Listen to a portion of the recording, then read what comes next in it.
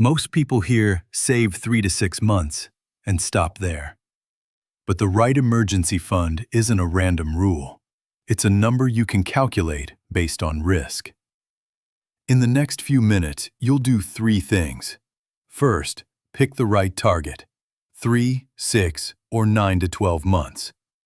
Second, calculate your essential monthly cost in a simple way. Third, choose the safest place to store the money, so it's there when you need it.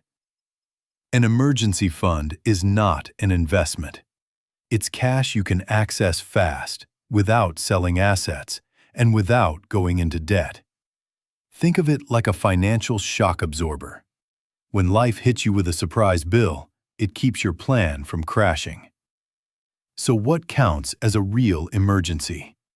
Job loss, a medical bill, a car repair that you need to get to work, a sudden move, or a family situation that forces travel.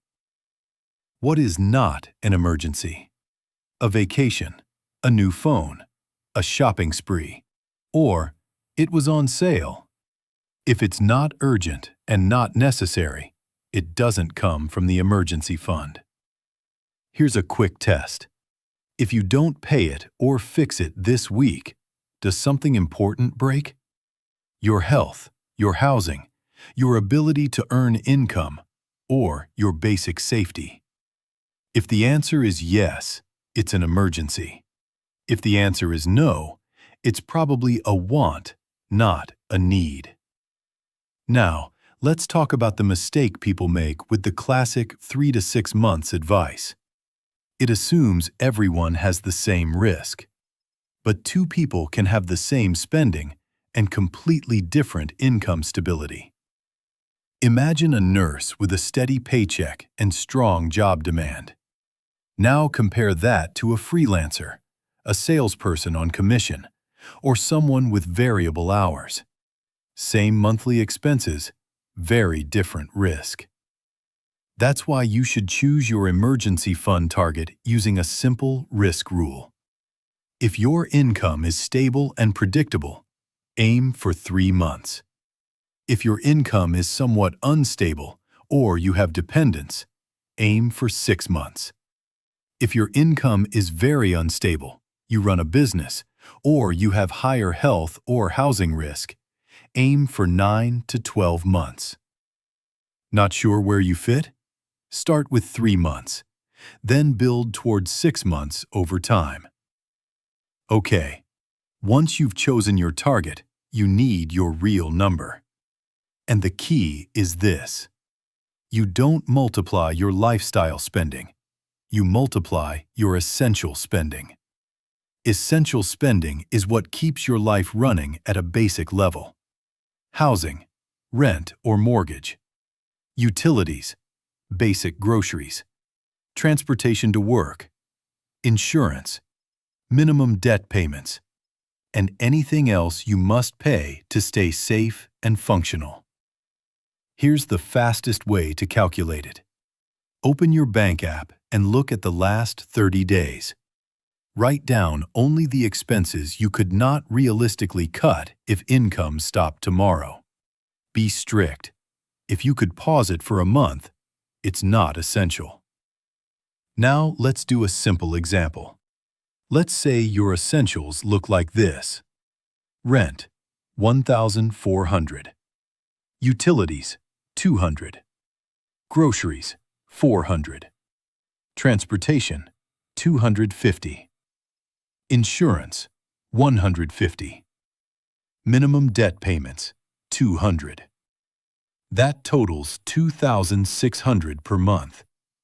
If you chose a 3-month fund, your target is $7,800. If you chose 6 months, it's $15,600. If you chose 9 months, it's $23,400. Pause for a second and calculate your number. Even if you can't save it all today, the point is to know the target. Now, where should you keep this money? This part matters because many people get tempted to invest it for higher returns. Your emergency fund needs three features: safety, liquidity, and simplicity. Safety means the value shouldn't swing. Liquidity means you can access it today or tomorrow. Simplicity means you won't hesitate or make mistakes under stress. In most cases, the best options are a high-yield savings account, a money market account, or a separate savings space inside your bank. What to avoid?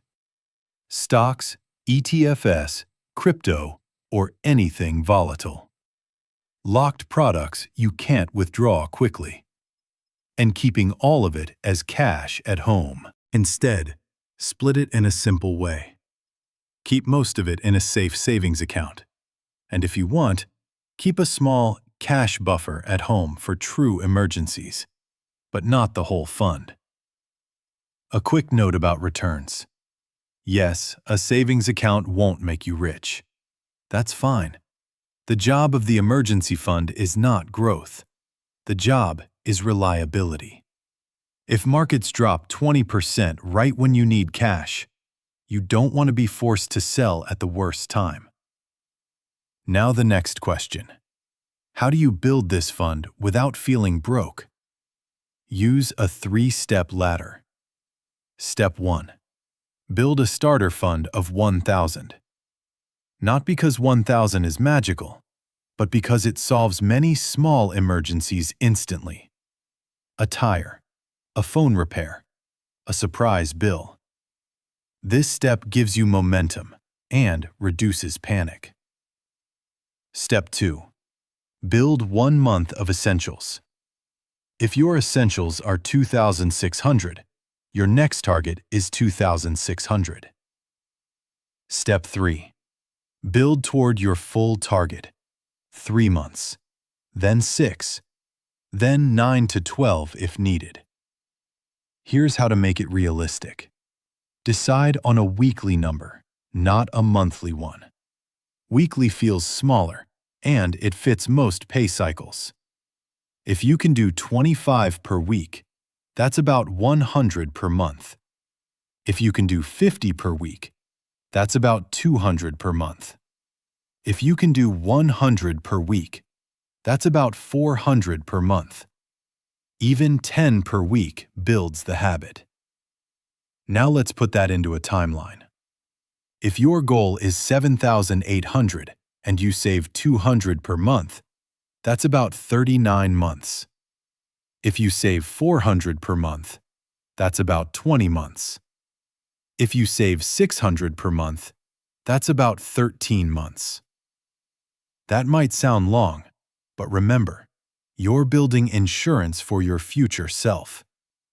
And you can speed it up with windfalls, tax refunds, bonuses, gifts, selling unused items, or side income. Even one extra $500 deposit can change the timeline. The easiest method is automation. Set the transfer to happen right after you get paid. Pay yourself first. Then live on what remains. Now, what if you have high-interest credit card debt? Here's a practical approach. Build the 1,000 starter fund first. Then focus aggressively on paying down high-interest debt. Why? Because a 20% interest rate is a guaranteed loss, and it's hard to beat that safely. After the debt is under control, return to building the full emergency fund.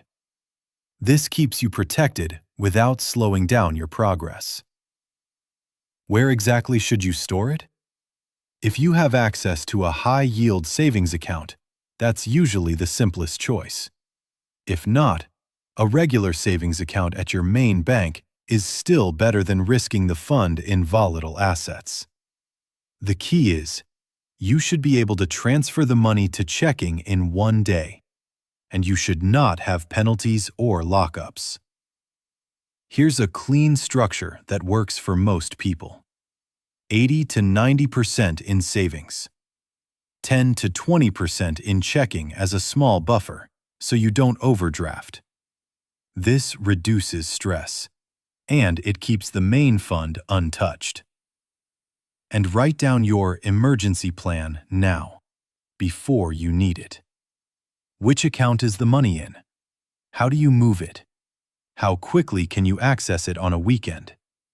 If your card is lost, do you have backup access? These little details matter during real emergencies. A common mistake is using the emergency fund for predictable expenses. For those, create sinking funds.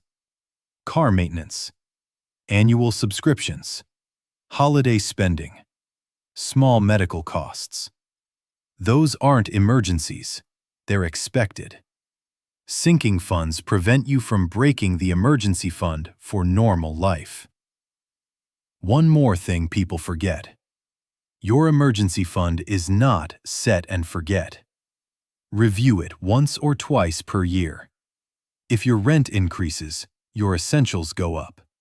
If you change jobs, your risk changes. If you have a baby, your target changes.